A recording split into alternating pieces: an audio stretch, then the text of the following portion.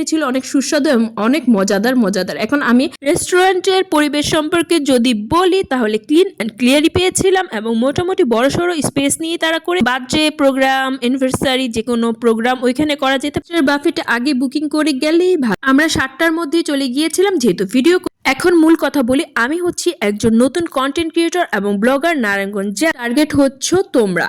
আমার কাছে যেই রেস্টুরেন্ট, যেই বাফেট, যেটার খাবার ভালো লাগবে আমি সেটাকে সরাসরি ভালোই বলবো, যেটা ভালো হবে না, যেটা খারাপ সেটাকে খারাপই বলবো।